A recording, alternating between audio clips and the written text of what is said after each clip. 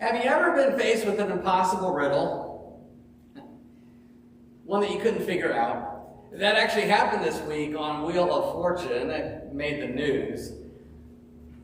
Lady gets up to the prize round and she's standing there with Ryan Seacrest, and they give the letters that they always kind of give for a specific. She'd chosen a phrase. They give the letters and then she picks her own letters. Well, when it was all said and done, she only had the word "the" in the middle of a 3-word phrase. Right, she stood there for 10 seconds and there was absolutely nothing. And Ryan Seacrest says, okay, that was brutal. She missed out on $75,000. Yeah. It was brutal. In fact, the online community said, okay, that was simply impossible. There's no way for her to actually get this. And it felt more like a trap than a real test. In our story today, some religious leaders are giving Jesus what they consider to be an impossible riddle. But the interesting thing about this is, unlike the game, they're not interested in finding the truth. They're not really interested in the truth. It really is a trap. It really is a trap. The religious establishment, they've dreamed up a test case scenario, and they pull it right out of the Old Testament code. But the whole thing is totally contrived. Totally contrived. They want to see Jesus fail. It's meant to discredit belief in the resurrection, but it's not only meant to discredit belief in the resurrection, they're out to discredit Jesus. They want to make him look like a fool. Heaven and hell are at stake, though, in this. And Jesus is not going to play. He's not going to play their game. We're going to see that. Jesus goes right to the scriptures. Goes to Moses. He flips the script. And in it all, he gives some comfort. And that's what we're looking for this morning. We're in Luke chapter 20. We just read that conversation. Somebody just read it. For most of us, this conversation borders on the absurd. We don't have this particular scenario in our culture, but they did. This would not have been so absurd. The Old Testament did have provisions for widows whose husbands have died. Now, the scenario that they present Jesus right out of the Old Testament, there was a fancy term for it called the levirate marriage. And basically the levirate marriage is everything that Dr. Luke tells us is part of their question.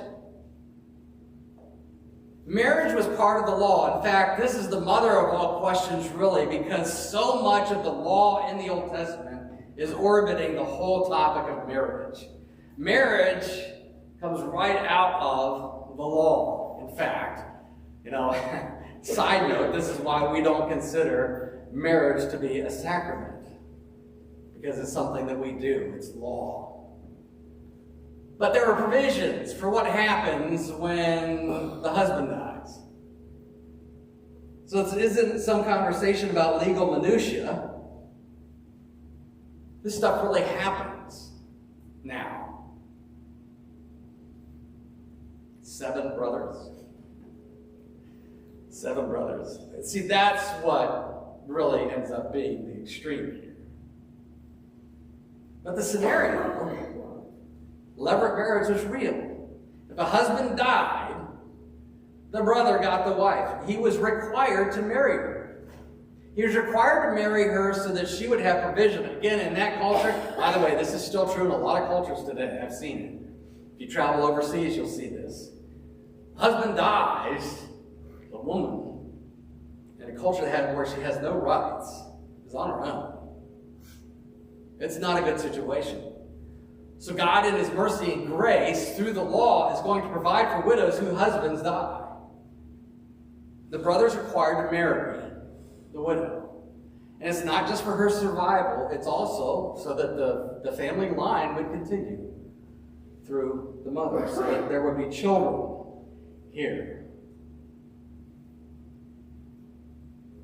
What's funny is The Sadducees are the ones asking this question, and they want to test the whole notion of the resurrection. And what's funny is, this isn't the last time Jesus is going to be part of the Sadducees. In no short order, we follow the story throughout Luke. We get toward the end of Luke, and we see the Sadducees and the Pharisees and anybody else all coming together to put Jesus on trial. And the reason the Sadducees are interested in putting Jesus on trial is because of this conversation. They have one question. One bride for 7 brothers. After the resurrection, who gets the wife? Because in the resurrection, therefore, whose wife will the women be? Who gets the wife? Again, that sounds absurd to us. What they're after is to show just how absurd the idea of resurrection is. You see, if all of this is true, if levirate marriage, this idea that the bride gets passed from dead husband to dead husband, on down the line, well then, if this is all true, and this all carries over to the next life, well then the resurrection itself is absurd. And again, they pick the marriage law, but there are all sorts of laws that we can go to in the Old Testament that this would also be true. Because they were meant for this age. But they have done their homework. They have some presumptions that Jesus is going to challenge, but these presumptions are part of their worldview. Their worldview orients and it orbits around the law. Everything's about the law. And what's funny is it's true of both the Sadducees and the Pharisees. But it takes center stage here in this question, who gets the wife? It's an interesting question because they're challenging the resurrection. It's almost as if this is a question that they would like to ask God himself. It's almost like God himself is on trial here. They're challenging the concept of the afterlife. We're going to hold God to our own standards. We're going to make sure that God jumps through our hoops. Now, what's funny is, in conversations just like this, not only that we have from Dr. Luke, but also from Matthew and Mark and even John, when Jesus gets into conversations like this with religious leaders, more often than not, number one, he doesn't answer the question. Number two, he challenges them with a parable, and usually a parable that only a few understand. But this is completely different. This is one of the only times that we have in the New Testament where Jesus is just going to directly answer the question. He's going to take it on. He's going to take it on. You see, their question wasn't simply about a doctrinal error in the resurrection. The question betrays a very flawed worldview. A worldview that they thought helped them, but ultimately helps no one. When all you know is the law, all you have is a ledger, all you have are lists, everything is one big courtroom, everything is always on trial, everything in your life is being judged by the do's and the don'ts. And if you've ever been in a situation where somebody is just emphasizing over and over and over and over again all the do's and the don'ts, do this, do that, don't do this, don't do that, you can understand how this can be a problem. This is a worldview. Their question presumes law. Moses is their guy. Moses, there are times where you think Moses doesn't really like this, but Moses forever is attached to the Ten Commandments. You talk about Moses, you're going to talk about the law. That's what went with Moses. Moses is their guy. The law is their worldview. Who gets the wife? Who gets the wife? They bring the law to Jesus. They're bringing their rules to Jesus. They're bringing their list to Jesus. They want him to adjudicate. And really, they've heard the rumors. They've heard that Jesus is constantly challenging various pieces of the law. They've already seen him heal on the Sabbath. Uh-oh. Now he's working on the Sabbath with his healing.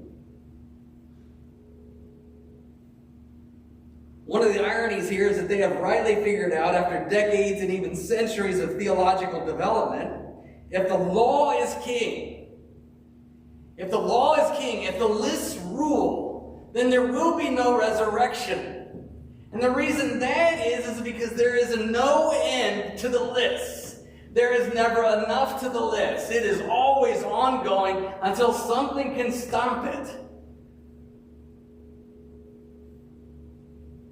And if the law is all there is, then there can be no resurrection. At least a resurrection that anybody would want to be part of, because you're constantly involved with your lists. You're constantly doing. It's all about the to-dos.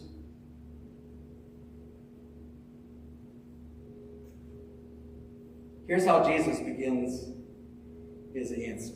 Now, what's fascinating is, if you look at the way our translations word this, no sooner has he begun to answer, and they had to know the gig was up. Their question was, who gets the wife? Here's what Jesus says. Jesus told them, the children of this age marry and are given in marriage. They want to know who gets the wife, and the first words out of his mouth are the children. You see, they wanted to know about widows. They wanted to know about husbands. They had presumed the childless. Childless gets mentioned over and over and over again. Childless homes is inherent to the question. So no children, childless, without children. They repeat it over and over and over again, and the first words out of his mouth are the children. He is going to use that against them, because it's not about the wife. It's about the children. You see, if every home is childless, there's no hope there. Right? There's no hope. There was no hope in the question. Jesus is going to point the camera at another kind of child, and this is what he says. He says, children in this age, marry and are given in marriage. Children in that age, the age to come, the age of the resurrection, are children of God, since they are children of the resurrection. You see, it's not about the wife, it's about the children. The scenario presumes childless homes, but the resurrection is not childless at all. In fact, as Jesus keeps talking, it becomes quite apparent that everybody that is going to experience the resurrection is a child of God. In fact, he uses present tense here so that we cannot miss the point that his people, even as he speaks, his people are people of the resurrection. They already have this life. Everyone in the resurrection is a living child of the resurrection. And what's the chief characteristic, at least according to this particular scenario? It's interesting. And again, he is dismantling their argument here as he goes. Their chief characteristic for this particular conversation is they neither marry nor are given in marriage. In other words, they're not under the law. There is no law in the resurrection. The law has come to an end in the resurrection. They neither marry nor are given in marriage. Why? Because there's no law. No law, no marriage. You see, they can't imagine a world that doesn't have the to-do list. They can't imagine a world without law. They can't imagine a world without ledgers. They can't imagine a world without performance. They can't imagine a world without expectations being laid on them.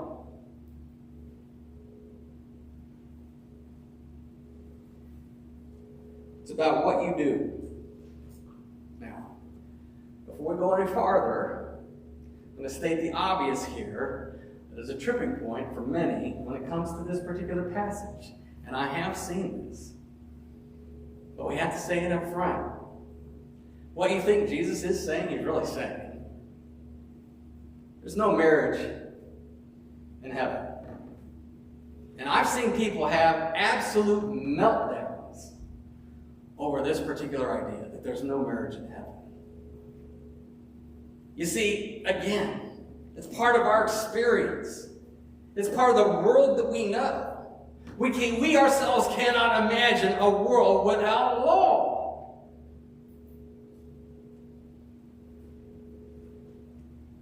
Marriage is a divine gift. It's been given to us by God for our enjoyment, for our benefit, for our blessing. But make no mistake that marriage is for this world, not the next. Jesus hammers that home. Marriage is part of God's design for this world. It allows us to flourish here. Marriage is a great thing, and God uses it to actually accomplish His purposes in salvation. But make no mistake, as good as it is, as great as it is, as much as God uses it to accomplish His purposes in salvation, it is of this age, it is temporary. It's of this world that is eventually and ultimately going to fade away.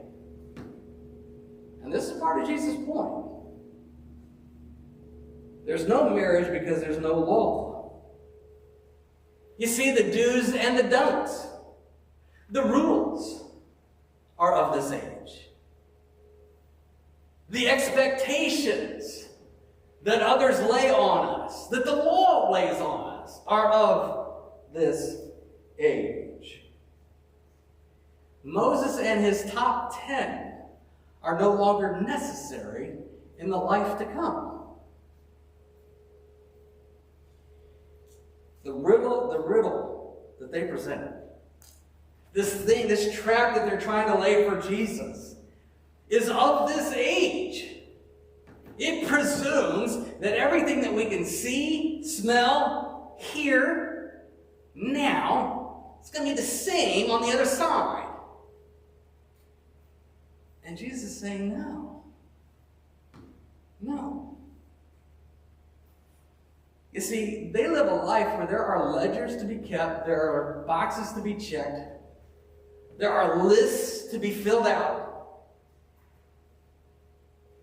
there are reputations to maintain.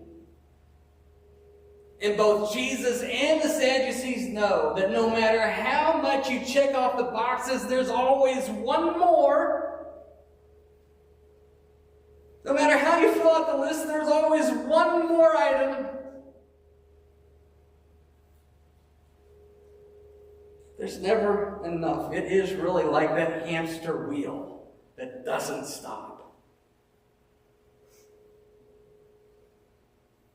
But we convince ourselves that life is about the performance.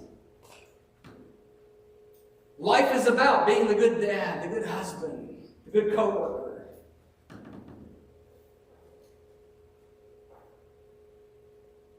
But Jesus is the end of all those to-dos.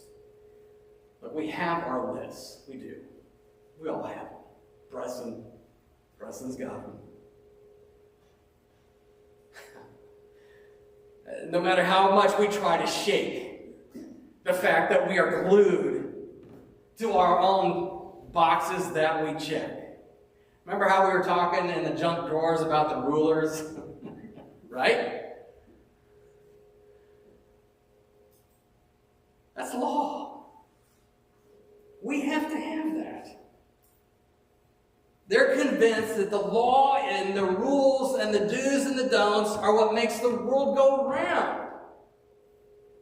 And that really does drive our world. If you get on social media and you spend any amount of time on social media, it becomes quite evident that people believe that rules are what makes the world go on. If you would just follow my rules, everything would be okay.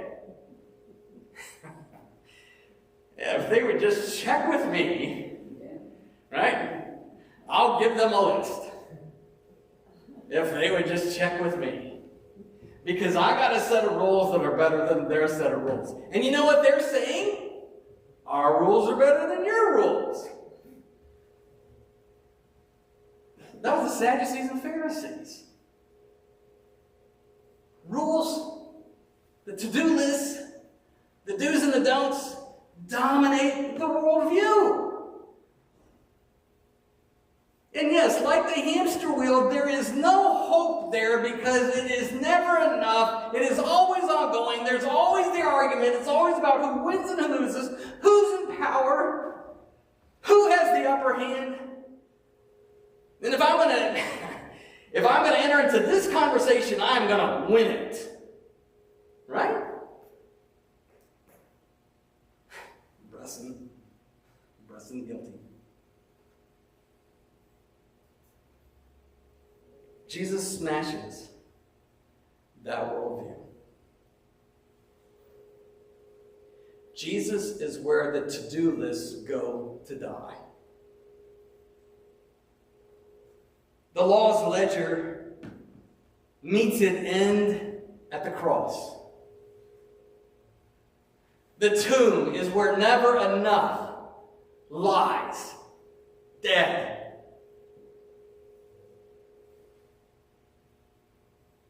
You see, Jesus doesn't hand us another task.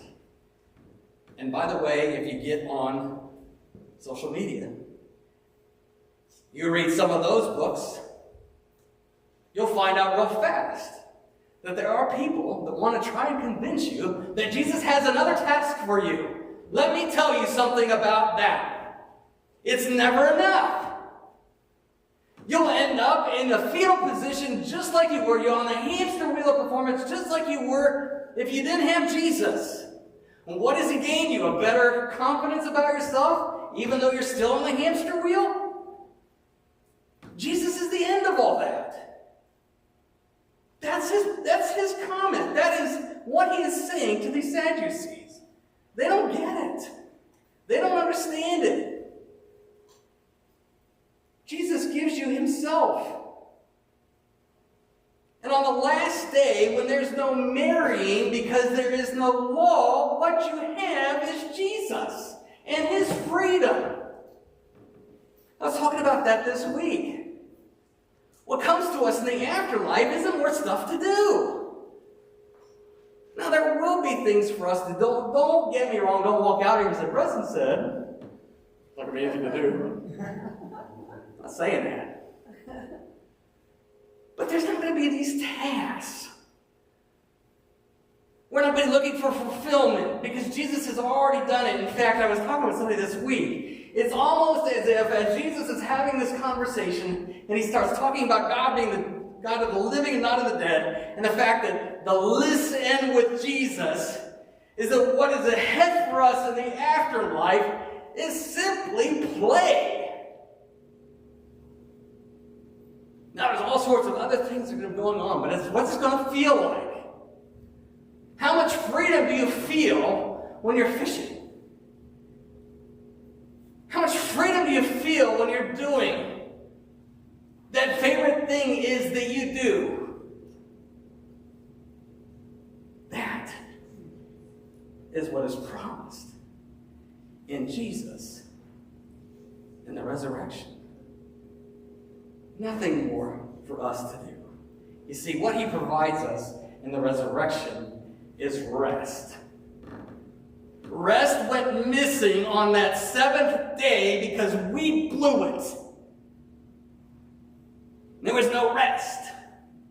And pretty soon, guy shows up, walking the streets of Israel, saying, I'm the Sabbath, and they're ready to kill him. Because that guy brings an end to the list, and he promises rest. Rest that he promises in the resurrection. This is so hard for us. We're addicted to lists, so much so that we try to carry our lists into the resurrection life. Whatever we didn't get done here.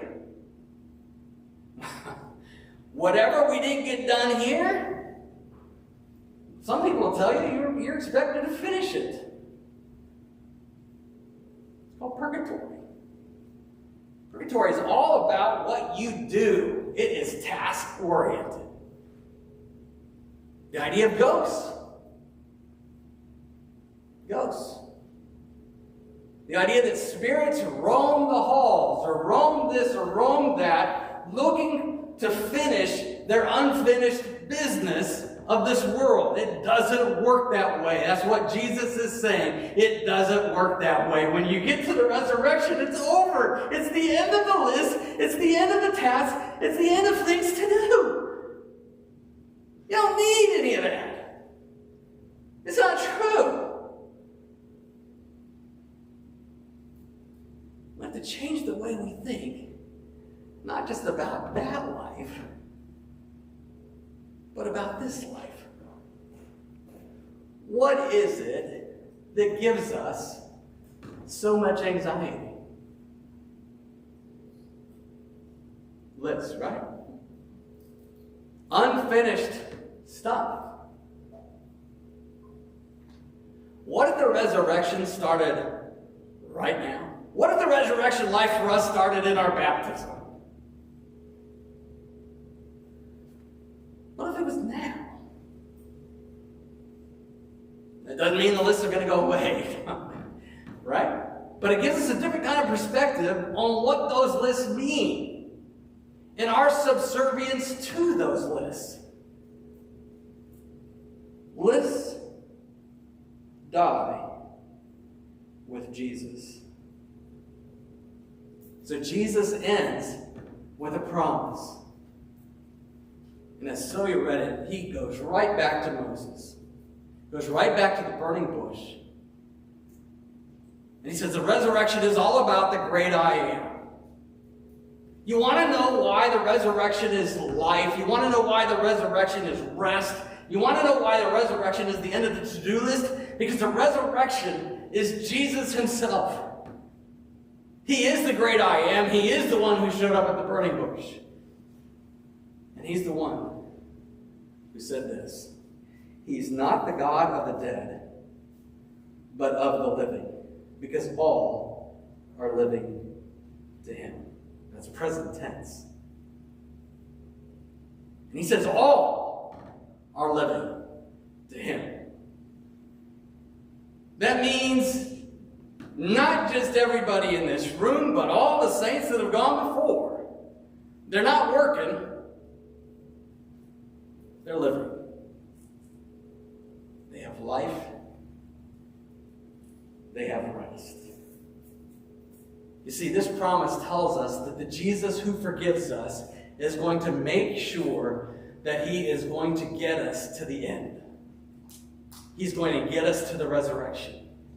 He's going to have us at the end. He's going to have us all the way to the resurrection. That is his promise. He is the God of the living, not of the dead.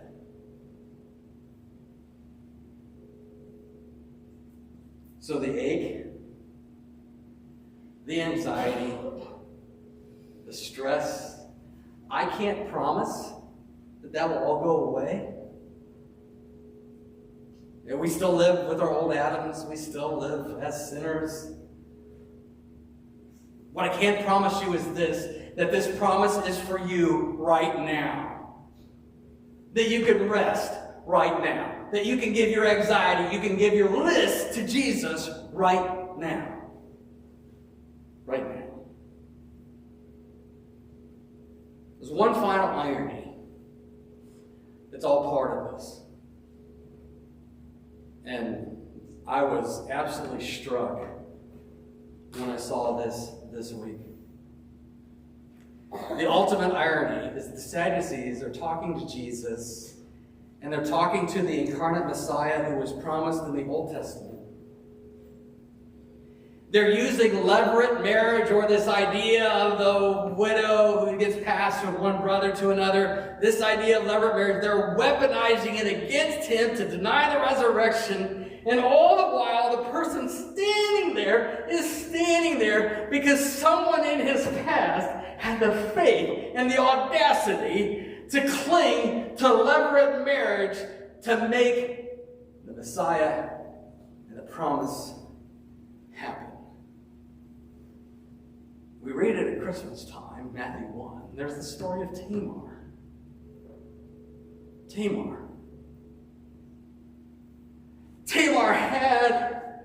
She was in this situation, and then a possible situation with levirate marriage, and the guys that were in her life were ignoring it. They were ignoring what they were supposed to do, including the father-in-law.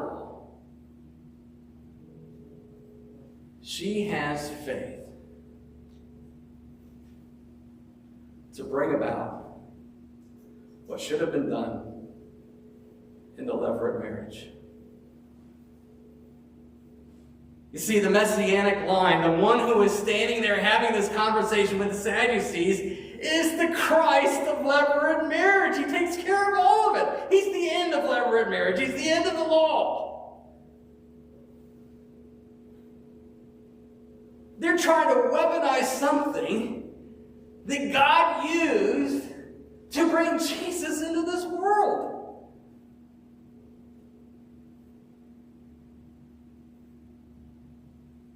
Through Tamar's faith, God kept the messianic promise alive. He kept the messianic promise alive through levirate marriage. And the one who is the fulfillment of it all brings an end to all of those lists. There's no more need. There will be no more need for that in God's kingdom. Don't know if you heard it clearly. Jesus is saying God's kingdom is not childless. His home is not without children. In fact, he's filling his home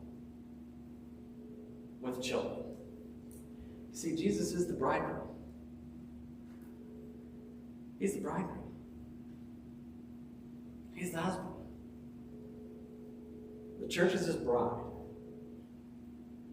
And he's promised that he will never lose you because he is the God of the living.